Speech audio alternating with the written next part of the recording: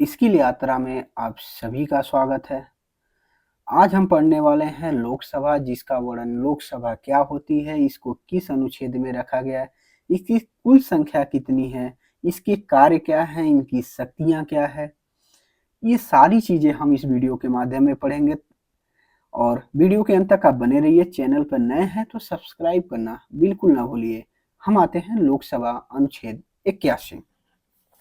अनुच्छेद जो 81 है, ये लोकसभा से वर्णन है। संसद, जबकि हम बताए थे संसद के 3 अंगों की बात कर लेते हैं, तो लोकसभा और राज्यसभा है, और इसमें जो एक है राष्ट्रपति। तीनों अंग हैं, जबकि 2 सदन है, लोकसभा और राज्यसभा। आज महत्वपूर्ण चर्चा इसी पे होने वाली है। लोकसभा, पहला चीज जानिए कि इसका कार्यकाल क्या होता है, 5 वर्ष का होता है। सीधा सा एक क्वेश्चन।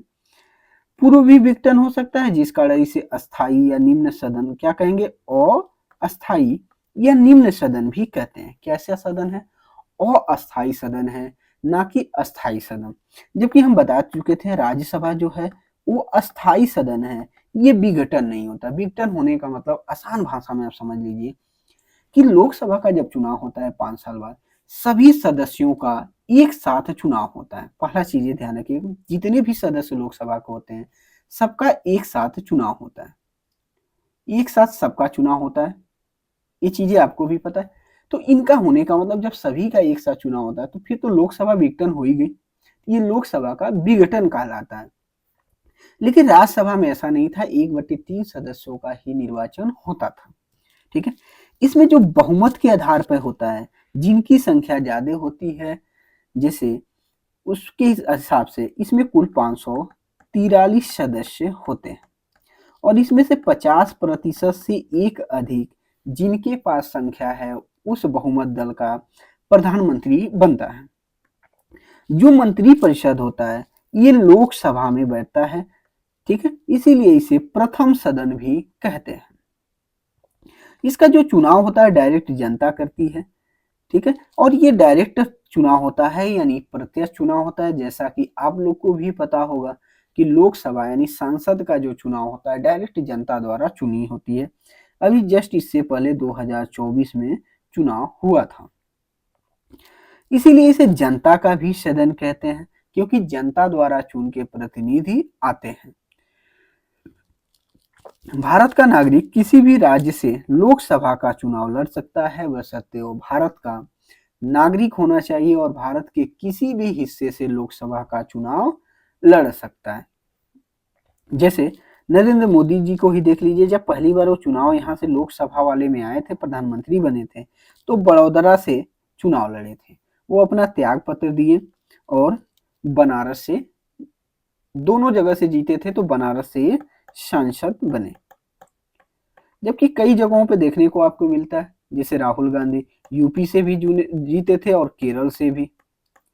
तो एक जगह अगर 2 जगहों से लड़ते हैं, लड़ने का तो अधिकार है, बशर्ते जीतने के बाद किसी एक जगह त्याग पत्र देना पड़ेगा। एक ही व्यक्ति 2 लोकसभा सीटों से चुनाव लड़ सकता है, ये भी बता चुके हैं। यदि दोनों से जीत गया तो एक सीट पर त्याग पत्र देना होता है। अगर एक पे हार गया तो कोई सवाल ही नहीं है। जब एक सीट से त्याग पत्र देगा तो खाली सीट पर कराया गया जो चुनाव होता है, जिसको हम कहते हैं उपचुनाव, और बचे हुए कार्यकाल के लिए होता है उपचुनाव, बचे हुए कार्यकाल। ठीक है। लोकसभा का जो सदस्य होता है, उस बनने के लिए योग्यता क्या होती है ये जान लेते हैं। भारत का पहले तो वो नागरिक होना चाहिए, पागल दिवालिया या लाभ के पद पर न हो, आयु 25 वर्ष रखता हो, कम से कम उसकी आयु जो है 25 वर्ष है, तथा लोकसभा में इसीलिए युवाओं का सदन कहते हैं।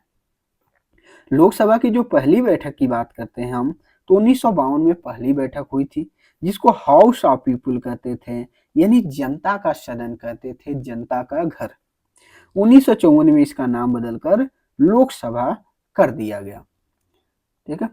संविधान संशोधन के मुद्दे पर जो लोकसभा है और राज्यसभा दोनों की शक्तियां समान होती है। ये भी ध्यान रखना, किन मुद्दे पर लोकसभा और राज्यसभा की जो शक्तियां होती हैं वो समान होती हैं, तो संविधान संशोधन के ही मुद्दे पर शक्तियां समान होती हैं। ठीक है। राज्यसभा को 80 में और लोकसभा को 81 में वर्णन किया गया। देखिए दोनों में अंतर क्या है, अंतर को समझ लेते हैं लोकसभा और राज्यसभा में, फिर इंपॉर्टेंट क्वेश्चन बताएंगे कि क्या क्या क्वेश्चन पूछता है। अंतर क्या है, ये राज्यसभा की बात कर लेते हैं और ये लोकसभा। राज्यसभा कभी विघटन नहीं होता है, पहला चीज है। लोकसभा का विघटन होता है, यानी प्रत्येक 5 वर्ष में सभी सदस्यों का एक साथ चुनाव होता है। इसको अस्थायी या उच्च सदन कहते हैं, इनको अस्थायी और निम्न सदन कहते हैं। इनका चुनाव अप्रत्यक्ष रूप होता है और इसका चुनाव प्रत्यक्ष रूप से होता है। इसे शिक्षितों का सदन कहा जाता है या वृद्धों का सदन कहा जाता है। क्यों? क्योंकि इनके सदस्यों की जो आयु है 30 वर्ष होती है। इसे जनता का सदन कहा जाता है और युवाओं का सदन कहा जाता है, क्योंकि इनमें मिनिमम उम्र 25 वर्ष है चुनाव लड़ने का। इसे द्वितीय सदन कहते हैं और लोकसभा को प्रथम सदन कहते हैं। इसमें मंत्री नहीं बैठते हैं, जबकि इसमें मंत्री बैठते हैं। इसमें 12 सदस्य मनोनीत होते हैं और इसमें कोई सदस्य मनोनीत नहीं होता है। कोई सदस्य जो है मनोनीत नहीं होता है। ठीक है, पहले 2 सदस्य मनोनीत हुआ करते थे एंग्लो इंडियन के नाम पे, 2019 से हटा दिया गया। ठीक है, चलिए संसद से संबंधित क्वेश्चन बता देते हैं कि क्वेश्चन इंपॉर्टेंट क्वेश्चन फैक्ट याद रखिएगा एग्जाम में फंसने में। पहला चीज है संसद के अंग और संसद के सदन 2 रखिएगा, लोकसभा प्लस राज्यसभा, और 3 क्या है, लोकसभा है, राज्यसभा है और राष्ट्रपति है। तीनों मिलके बनाते हैं संसद के अंग है और ये सदन है। ठीक है, अनुच्छेद की बात करते हैं, राज्यसभा 80 में है और लोकसभा का वर्णन 81 में। ठीक है, ये इंपॉर्टेंट रखिएगा। लोकसभा के लिए 25 वर्ष से आयु निर्धारित है और राज्यसभा के लिए 30 वर्ष। लोकसभा में कुल है 543 और राज्यसभा में है 245। ये चीजें रखिएगा और याद रखिएगा कि संविधान संशोधन के मुद्दे पर दोनों की शक्तियां बराबर हो जाती है। यही क्वेश्चन ज्यादा खास करके पूछता है, बाकी चीजें कम ही पूछता है। चलिए अनुच्छेद 83 पे आते हैं। अनुच्छेद 83 यही कहता है सदन की अवधि की चर्चा है। राज्यसभा अस्थायी सदन है, जबकि लोकसभा की अवधि 5 वर्ष है जिसकी चर्चा की गई। अनुच्छेद 84 की बात कर लेते हैं। संसद की योग्यता की बात करता है, जो संसद है, संसद में योग्यता क्या होगी। भारत के नागरिक हो, पागल, दीवानी या लाभ के पद पर न हो। लोकसभा के लिए 25 वर्ष तथा राज्यसभा के लिए 30 वर्ष की आयु होनी अनिवार्य है। ठीक है, यह है राज्यसभा और यह है लोकसभा। लोकसभा में सीटों की कुल संख्या 543 है और राज्यसभा में लोग कितना है, 245 है। देखिए इसे हाउस ऑफ लॉर्ड्स कहा जाता है यूनाइटेड किंगडम यानी ब्रिटेन में। हाउस ऑफ कॉमन कहा जाता है लोकसभा को, क्या कहेंगे, हाउस ऑफ कॉमन ब्रिटेन में। लेकिन यही कहा जाता है, यूके की बात कर लें तो यूके में इसको सीनेट कहते हैं, राज्यसभा को सीनेट कहते हैं और हाउस ऑफ रिप्रेजेंटेटिव कहते हैं वहां पे। ठीक है, इसको हाउस ऑफ रिप्रेजेंटेटिव कहा जाता था, जबकि यूके में क्या कहा जाता है, सीनेट। ठीक है, ध्यान रखिएगा। आते हैं अनुच्छेद 85। अनुच्छेद 85 क्या कहते हैं, इसमें सत्र के लिए आहूत का बुलाना तथा सत्रवासान खत्म की चर्चा का वर्णन किया गया है। ये भी चीजें ध्यान रखिएगा। सत्र का आहूत क्या होता है, ठीक है, जब राष्ट्रपति जब कोई विधेयक बनाने के लिए लोकसभा तथा राज्यसभा के सदस्यों को बुलाते हैं तो उसे सत्र आहूत कहते हैं। उसे क्या कहते हैं, सत्र का आहूत कहते हैं। इसका मतलब सत्र को बुलाना, उसको सत्र का बुलाना कहते हैं। सॉरी, एक चीज और ध्यान रखिएगा, जो सीनेट है ये यूके में नहीं कहते हैं, यूएसए में कहते हैं। कहाँ पे, यूएसए। ठीक है, चलिए, तो सत्रवासान क्या है? सत्रवासान का मतलब जब दोनों सदन कानून बना लेते हैं तो उसे राष्ट्रपति सत्र को समाप्त करके उसे वापस अपने क्षेत्र में भेज देते हैं, उसे सत्रवासान कहते हैं। संसद के जो 3 सत्र बुलाए जाते हैं, ध्यान रखिएगा 3 सत्र, ये भी इंपॉर्टेंट क्वेश्चन पूछता है कि संसद के मुख्य कितने सत्र होते हैं। एक तो बजट सत्र होता है जो जनवरी लास्ट या फरवरी से मई के बीच के अंदर होना अनिवार्य है, ठीक है। लेकिन देखिए मई नहीं जाता है, मार्च, आप मार्च कर दीजिए। सबसे बड़ा सत्र होता है जो मई तक चलता रहता है, ठीक है। बजट पे चर्चा होगी, फिर बजट के बाद होगी, ठीक है। मानसून सत्र होता है जो बरसात के महीने में जुलाई अगस्त के बीच में होता है, और शीतकालीन होता है जो नवंबर से दिसंबर के बीच में होता है, जो अभी चल रहा है।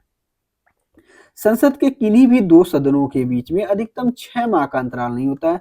एकदम स्टॉल लगाइएगा क्वेश्चन कि जब दोनों सदन की कार्रवाई चल रही हो तो साल भर में 3 बार बैठक अनिवार्य है, लेकिन दोनों सदनों के बीच में अधिकतम 6 महीने से अधिक गैप नहीं होनी चाहिए, मतलब कम से कम 2 बैठक अनिवार्य है। जब संसद का सत्र नहीं रहता है तब अस्थायी कानून राष्ट्रपति बनाते हैं, ठीक है। अनुच्छेद 86, अनुच्छेद 86 है राष्ट्रपति का अभिभाषण, यानी राष्ट्रपति का अभिभाषण मतलब प्रत्येक वर्ष जो संसद की पहली बैठक होती है, पहली बैठक अर्थात इस सत्र की पहली बैठक में दोनों सदनों को रूप से संबोधित करते हैं, चाहे वो लोकसभा भी दिखाएं सेंट्रल हॉल। जब सेंट्रल हॉल में संबोधित करना होता है, कोई विदेशी मेहमान आता है तो उसको राष्ट्रपति सेंट्रल हॉल में बुलाकर संबोधित करते हैं। अनुच्छेद 87 में कहता है राष्ट्रपति का विशेष अभिभाषण की चर्चा है। राष्ट्रपति का विशेष अभिभाषण क्या होता है? देखिए, जब 5 वर्ष के बाद लोकसभा का चुनाव हो जाता है, नवनिर्वाचित लोकसभा की पहली बैठक होती है, संयुक्त रूप से राष्ट्रपति उसको संबोधित करते हैं। यह किसी भी सत्र में हो सकता है। एक तो हर साल राष्ट्रपति इनको संबोधित करते हैं, लेकिन लोकसभा का चुनाव जब 5 साल में एक बार हो जाता है, जब नए सदस्य फिर जाते हैं तो सबको संबोधित करते हैं। इसको कहते हैं राष्ट्रपति का विशेष अभिभाषण। अनुच्छेद 88 में आ जाते हैं। अनुच्छेद 88 में कहता है कि सदन में मंत्री तथा महान्यायवादी तथा का विशेष प्रावधान है, जिसके तहत मंत्री महान्यायवादी किसी भी सदन में बोल सकता है, किंतु महान्यायवादी मतदान नहीं कर सकता है। ये भी क्वेश्चन इंपॉर्टेंट हो सकता है कि महान्यायवादी किस अनुच्छेद के तहत वोट डालने का अधिकार नहीं है, तो 88 के तहत। मंत्री अपने सदन में जाकर वोट करता है जिस सदन का वो सदस्य होता है। मंत्री अगर राज्यसभा का है, लोकसभा में बैठ रहा है, तो वोट डालने राज्यसभा में ही जाएगा। अनुच्छेद 89 इसमें कहता है, इसमें राज्यसभा के सभापति एवं उपसभापति की चर्चा है। जो राज्यसभा में सभापति बैठते हैं और उनके सहायता के लिए उपसभापति की चर्चा की गई है, ठीक है। राज्यसभा का जो सभापति है किसी भी सदन का सदस्य नहीं होता है, क्योंकि वो भारत का उपराष्ट्रपति होता है। सभापति राज्यसभा का पदेन सर्वे सर्वा होता है, अर्थात राज्यसभा का सर्वोपरि होता है।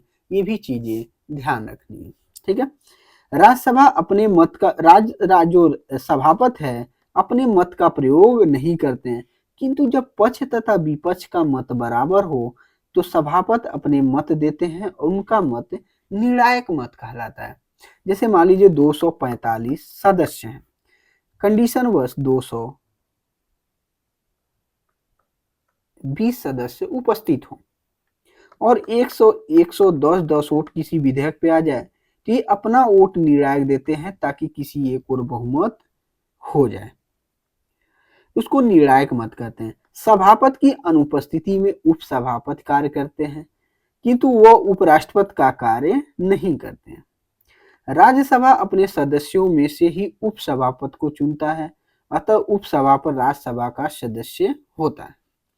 जब सभापति तथा उपसभापति दोनों उपस्थित हो जाए तब राज्यसभा में से ही 5 वरिष्ठ सदस्य में से ही राष्ट्रपति द्वारा चुना गया व्यक्ति अस्थायी सभापति होगा। ये बैकअप के लिए ध्यान रखिए, एसआई वाले ध्यान रखेंगे। अनुच्छेद 93 ये भी इंपॉर्टेंट क्वेश्चन है। अब से हम मेन इंपॉर्टेंट क्वेश्चन पढ़ते चलेंगे, क्रम से नहीं पढ़ेंगे अनुच्छेद, जो इंपॉर्टेंट होगा वही पढ़ते हुए आगे बढ़ेंगे। इसमें से लोकसभा के अध्यक्ष तथा उपाध्यक्ष की चर्चा है। लोकसभा अपने सदस्यों में से ही एक को अध्यक्ष तथा एक को उपाध्यक्ष चुनती है। अध्यक्ष लोकसभा का पदेन होता है, ठीक है। अध्यक्ष की शक्तियां जान लेते हैं। जो लोकसभा का अध्यक्ष है उनकी क्या क्या शक्तियां। ये लोकसभा के बैठक को नियंत्रित करता है। देखे होंगे इधर कहता है महोदय बैठ जाइए, शांत बैठिए। कोई विधेयक धन विधेयक है या नहीं है, इसका निर्धारण स्पीकर करता है। लोकसभा का जो सचिवालय अध्यक्ष के अधीन होता है। विदेश जाने वाले संसदीय प्रतिनिधि के नाम भी संयुक्त स्पीकर करते हैं।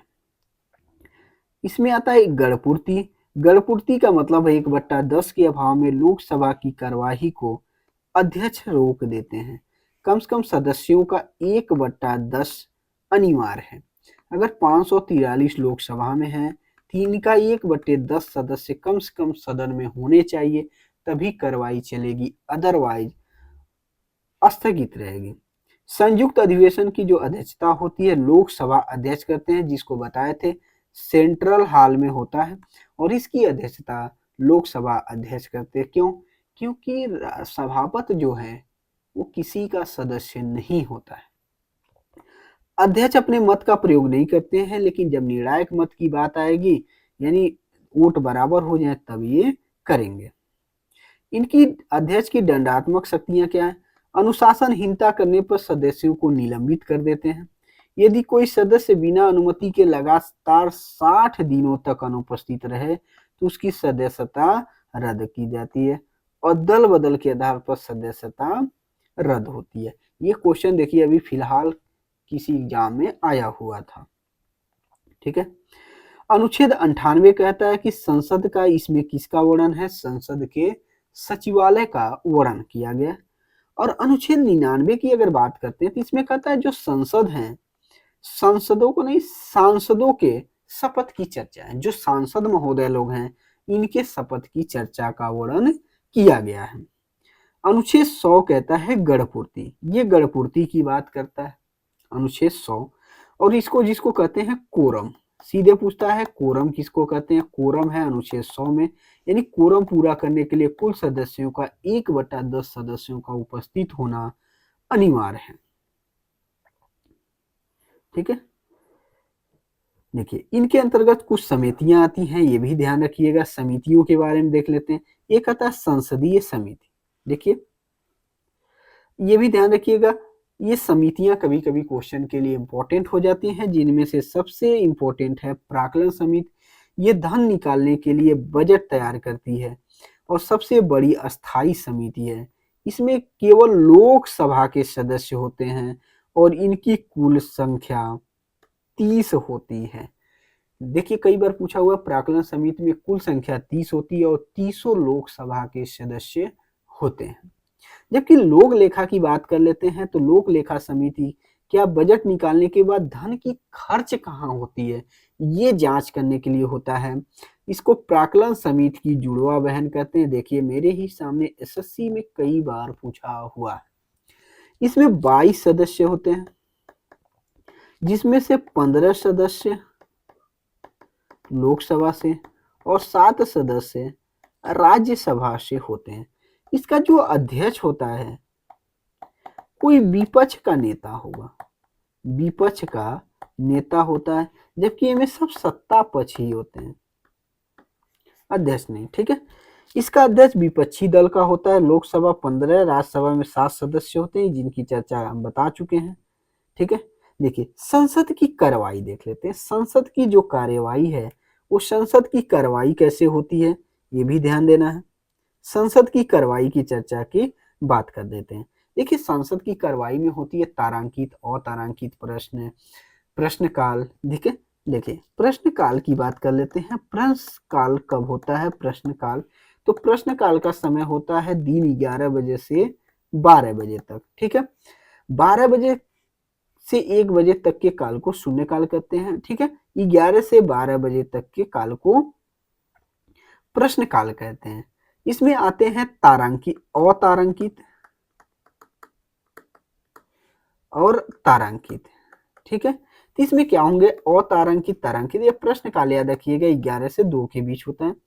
जहां लिखित से पूछे जाते हैं उसके कारण 10 दिन पूर्व सूचना दी जाती है, इसको पूरा प्रश्न अतारांकित।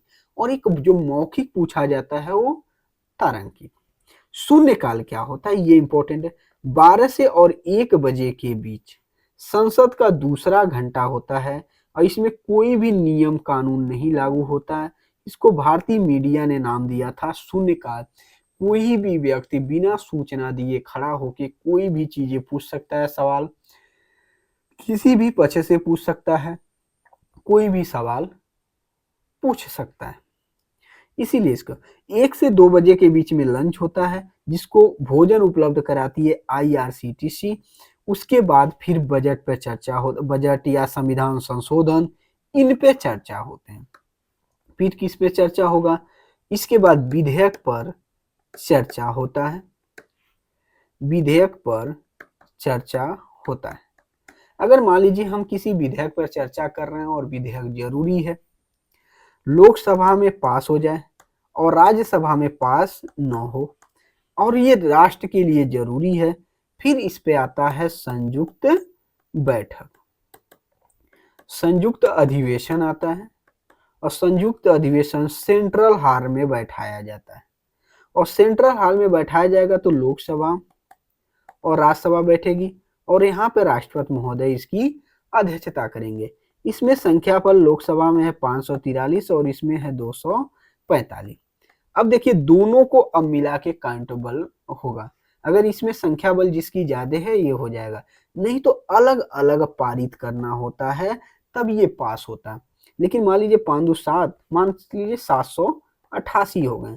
अब इसमें से बहुमत दल आसानी से निकालना हो जाएगा, 370 75 के करीब यही होंगे, ठीक है, यही निकालना होगा लगभग 390 के आसपास। इसी में जिसकी गवर्नमेंट इसमें ज्यादा है तो इसमें वैसे इसके पास 273 के पास इसकी संख्या होगी, इसलिए आसान हो जाता है कि ये लाने की जरूरत तब कम पड़ती है जब राज्यसभा में इनके बहुमत दल कम हो। ठीक है, आज की इस वीडियो में इतना ही। अगले वीडियो में मिलते हैं संयुक्त अधिवेशन के साथ।